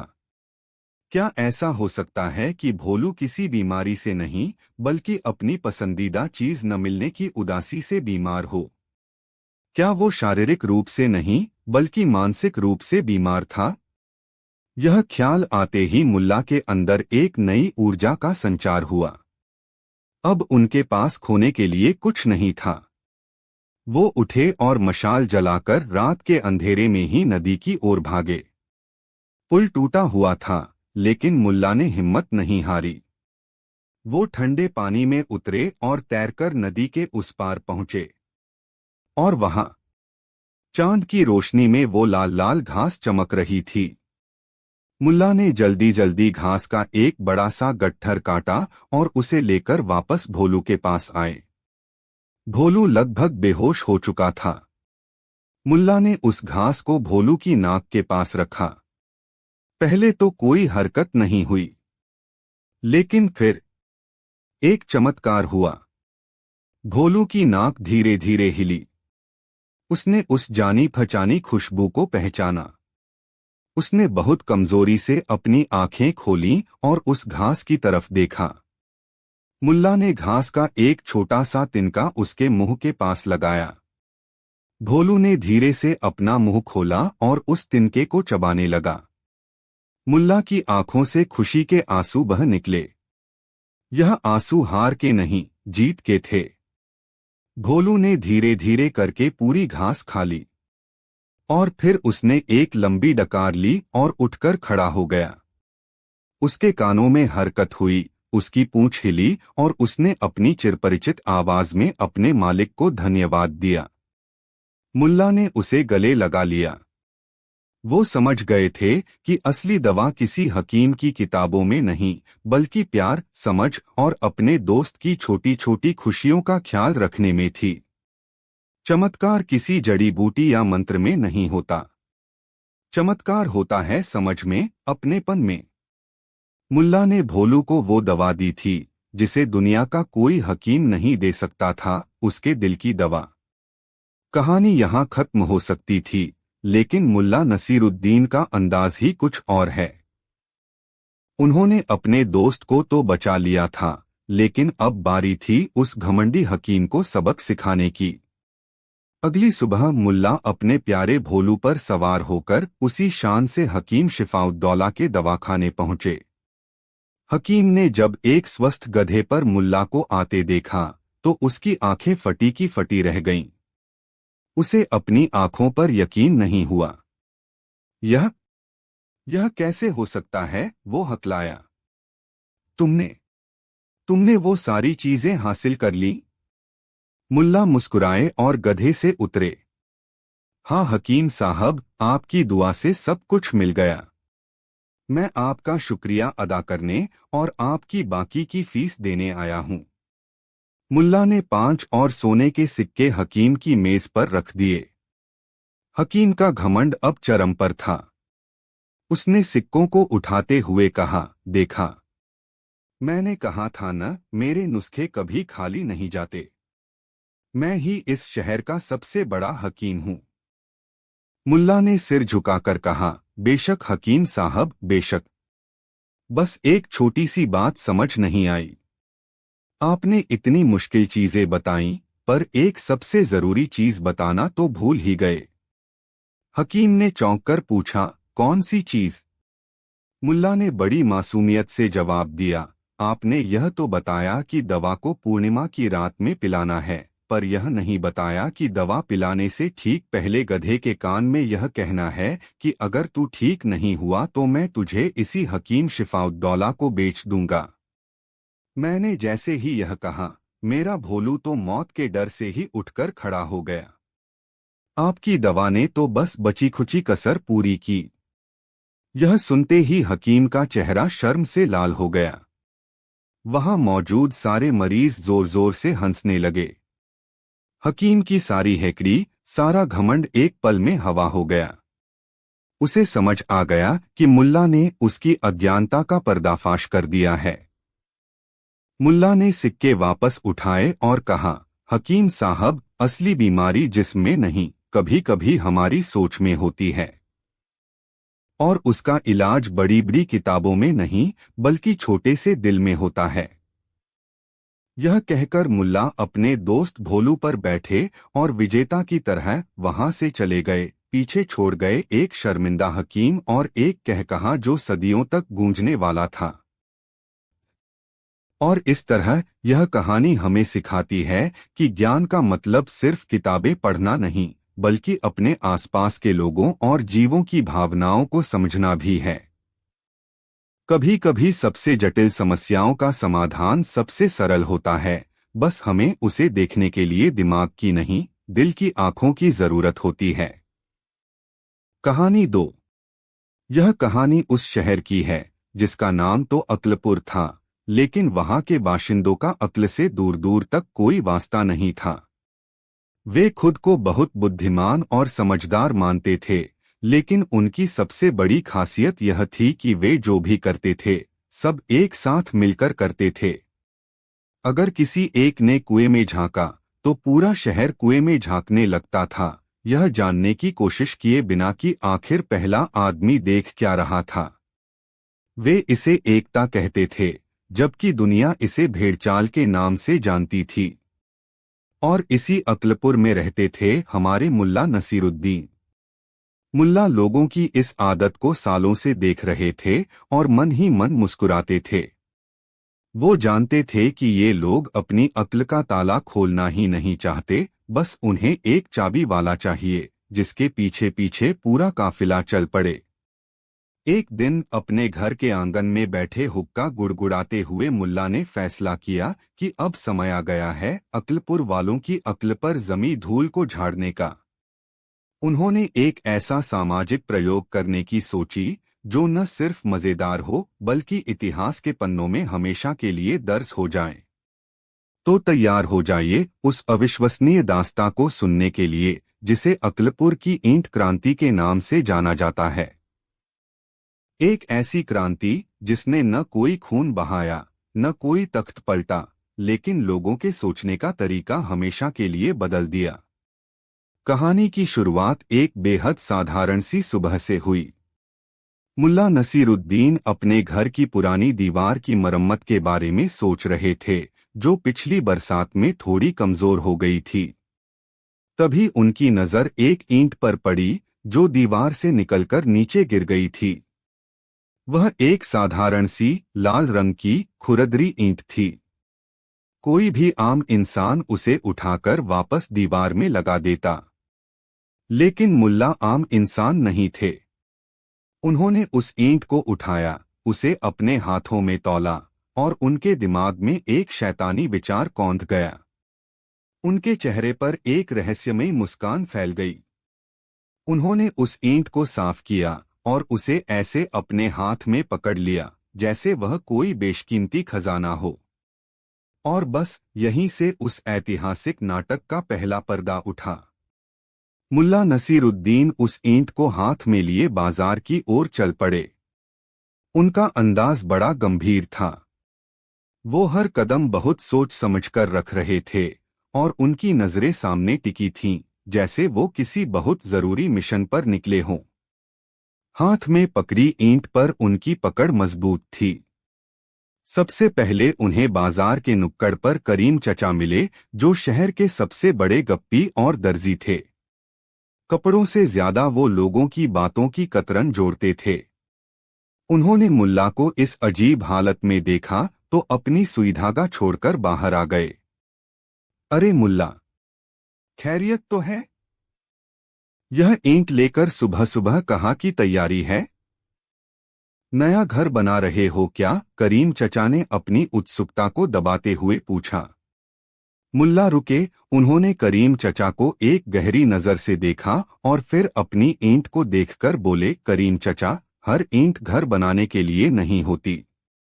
कुछ ईंटें किस्मत बनाने के लिए होती हैं। यह कहकर मुल्ला आगे बढ़ गए, पीछे छोड़ गए एक हैरान परेशान करीम चचा को, जिनके दिमाग में हजारों सवाल घूमने लगे थे। किस्मत बनाने ईंट, इसका क्या मतलब हुआ? आगे चलकर मुल्ला को शहर के सबसे अमीर और कंजूस सेठ धन्नामल मिले। सेठ जी अपनी दुकान के बाहर बैठकर मक्खियां मार रहे थे। मुल्ला को हाथ में ईंट लिए देख उनकी व्यापारिक बुद्धि जाग उठी। मुल्ला जी, यह क्या नया कारोबार शुरू कर दिया? ईंटें बेच रहे हो क्या? क्या भाव है? मुल्ला ने सेठ की तरफ देखकर एक रहस्यमयी मुस्कान दी और कहा, सेठ जी, यह बेचने के लिए नहीं है, यह तो पाने के लिए है। जो इसका मोल समझ गया, उसे किसी और चीज को पाने की जरूरत नहीं पड़ेगी। सेठ धन्नामल का सिर चकरा गया। पाने के लिए? ऐसी कौन सी चीज है जो एक ईंट से मिलती है? उनके लालची दिमाग ने फौरन हिसाब लगाना शुरू कर दिया। कहीं मुल्ला को कोई गड़ा हुआ खजाना तो नहीं मिल गया और यह ईंट उस खजाने का नक्शा या चाबी है। देखते ही देखते पूरे बाजार में यह खबर आग की तरह फैल गई। मुल्ला नसीरुद्दीन को कोई चमत्कारी ईंट मिली है। वो उसे हाथ में लेकर घूम रहे हैं और कुछ बता नहीं रहे। अब जो भी मुल्ला को देखता वही सवाल पूछता, लेकिन मुल्ला का जवाब हर बार और भी ज्यादा पहेली भरा होता। किसी को कहते, यह सिर्फ ईंट नहीं, यह सब्र का पत्थर है। किसी और को कहते, जो राज इस ईंट में छिपा है, उसे जानने के लिए अक्ल नहीं, नजर चाहिए। शाम तक मुल्ला नसीरुद्दीन और उनकी रहस्यमयी ईंट पूरे अकलपुर में चर्चा का सबसे गर्म विषय बन चुके थे। लोग अपनी दुकानों, घरों और चौपालों पर बस इसी बारे में बात कर रहे थे। मुल्ला का प्रयोग सफल हो रहा था। उन्होंने एक छोटी सी चिंगारी लगा दी थी, अब बस उसे हवा देने की जरूरत थी। अगली सुबह जब अकलपुर के लोग जागे तो उन्होंने एक और भी अजीब नजारा देखा।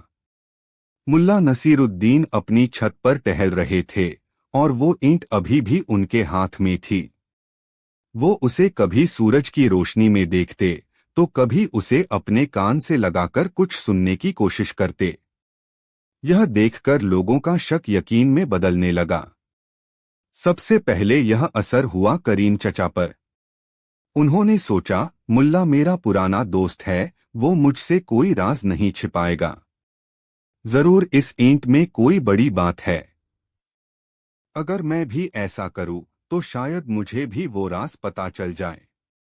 यह सोचकर करीम चचा अपने घर के पीछे गए, एक पुरानी ईंट उठाई, उसे साफ किया और उसे हाथ में लेकर अपनी दुकान पर आकर बैठ गए।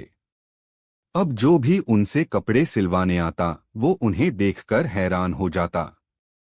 जब कोई पूछता, चचा यह क्या, तो वो भी मुल्ला की तरह रहस्यमय अंदाज में कहते, वक्त आने पर सब पता चल जाएगा। अब शहर में दो लोग ईंट लेकर घूम रहे थे। सेठ धन्नामल ने जब यह देखा तो उनका लालच और बढ़ गया। उन्होंने सोचा, यह करीम भी इस राज में शामिल हो गया। मैं पीछे नहीं रह सकता। उन्होंने फौरन अपने मुनीम को हुक्म दिया कि उनके गोदाम से सबसे चिकनी और अच्छी पकी हुई ईंट लाई जाए। अब सेठ धन्नामल भी अपनी गद्दी पर एक हाथ में बही खाता और दूसरे हाथ में ईंट लेकर बैठने लगे। बस फिर क्या था, अकलपुर में जैसे ईंट उठाने की होड़ लग गई। शहर के हकीम साहब, जो खुद को बहुत बड़ा ज्ञानी समझते थे, उन्होंने भी एक ईंट उठा ली।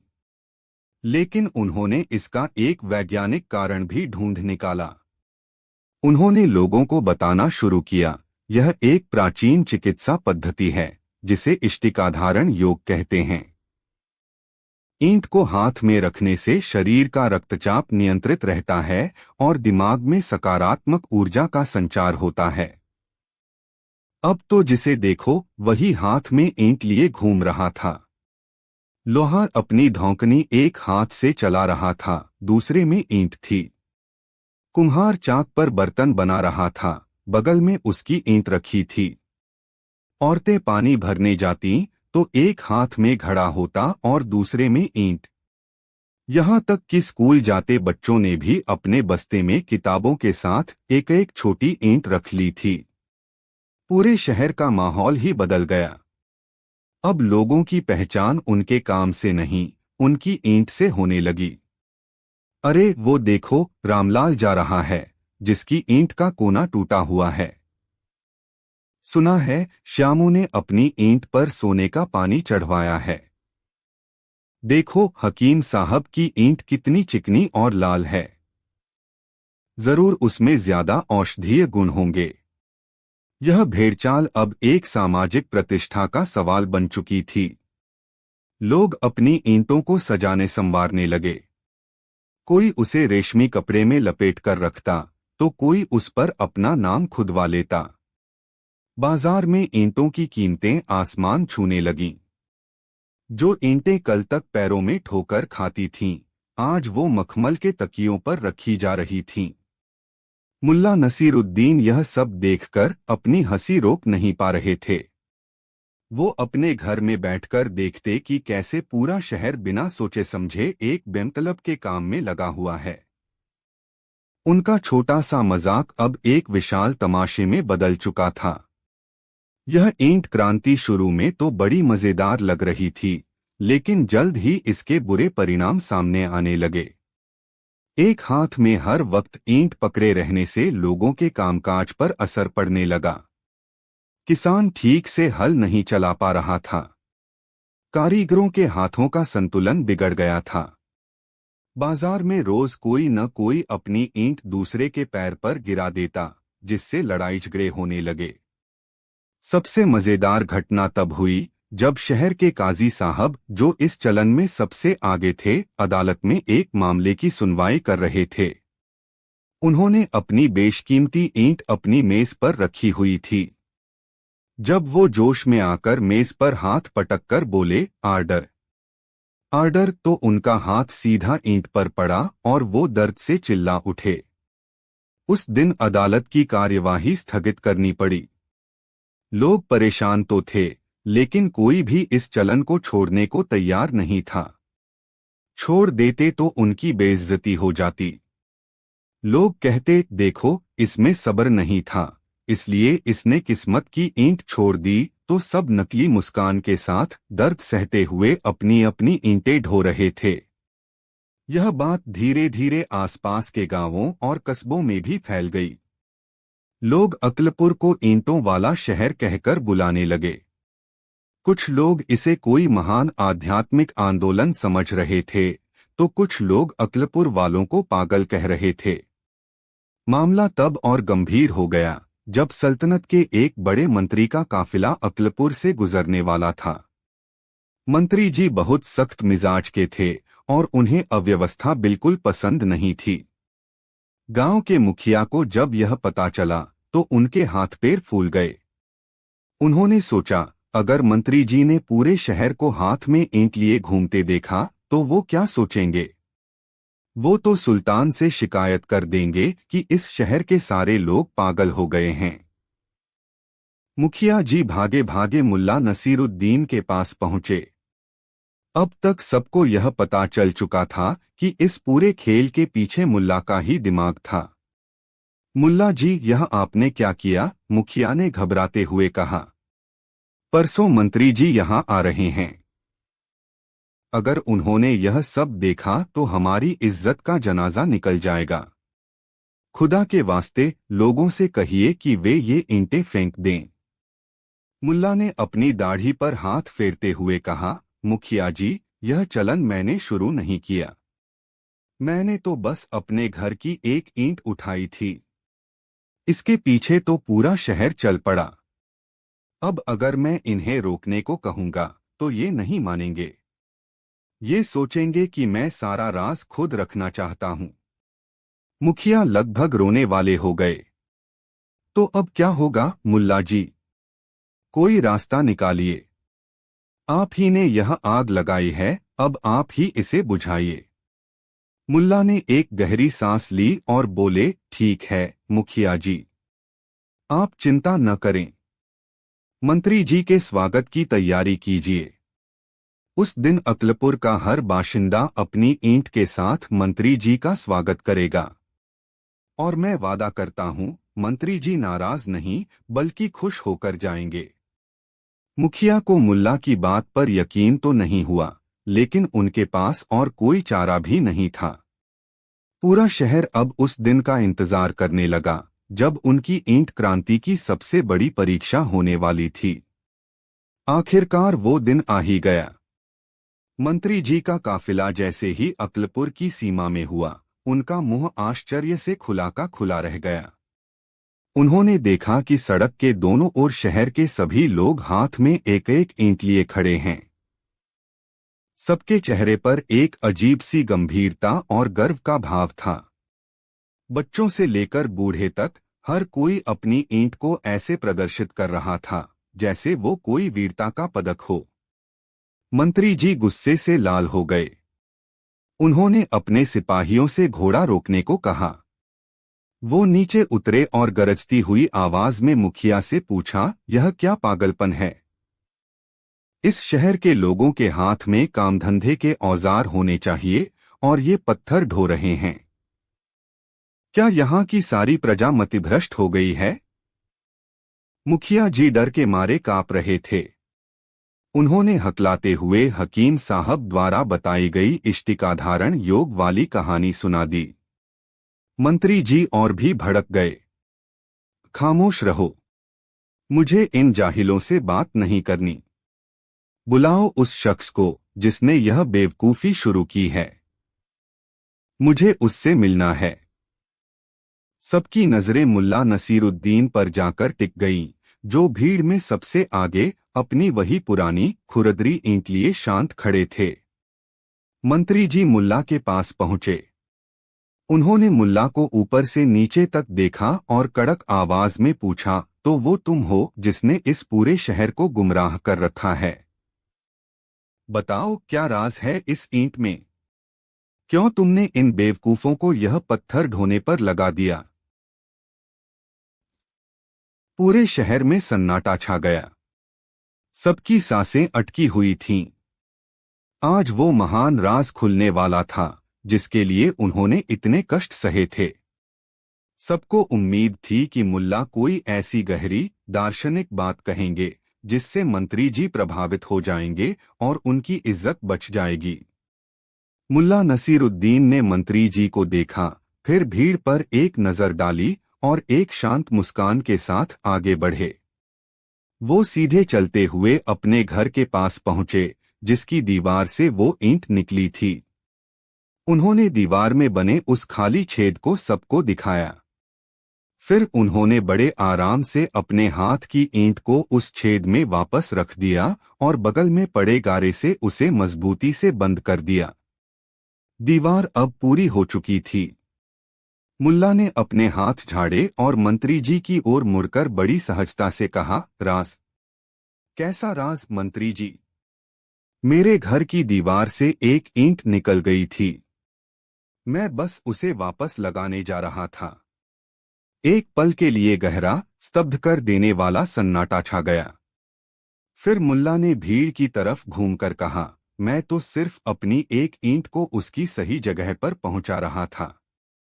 आप सब लोग अपनी अपनी ईंटें लेकर मेरे पीछे क्यों चल पड़े, इसका जवाब तो आप ही दे सकते हैं। यह सुनते ही जैसे लोगों के ऊपर घड़ों पानी पड़ गया। उनका चेहरा शर्म से झुक गया।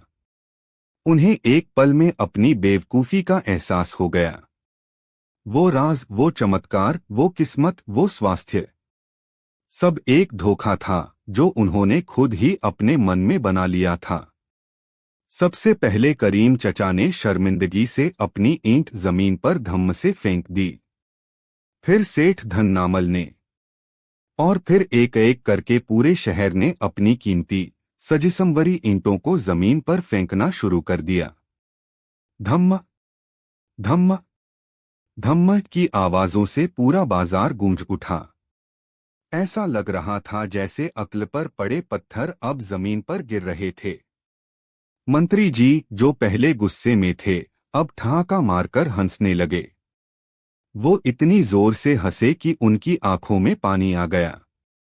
उन्होंने आगे बढ़कर मुल्ला नसीरुद्दीन की पीठ थपथपाई और कहा, वाह मुल्ला, वाह! आज तुमने मुझे जो तमाशा दिखाया है वो मैं जिंदगी भर नहीं भूलूंगा। तुमने बिना तलवार उठाए इन लोगों को वो सबक सिखाया है जो बड़े बड़े उपदेशक नहीं सिखा पाते। उस दिन के बाद अकलपुर में फिर कभी किसी ने बिना सोचे समझे किसी की नकल नहीं की। शहर का नाम तो नहीं बदला, लेकिन वहां के लोगों की सोच जरूर बदल गई। तो यह थी अकलपुर की ईंट क्रांति की कहानी। यह कहानी हमें सिखाती है कि भीड़ का हिस्सा बनना बहुत आसान है, लेकिन अपनी अक्ल का इस्तेमाल करके सही और गलत का फैसला करना ही असली बुद्धिमानी है। अगली बार जब आप किसी चलन या ट्रेंड के पीछे भागें, तो एक पल रुककर खुद से जरूर पूछिएगा, कहीं मैं भी तो बिना वजह कोई ईंट नहीं ढो रहा।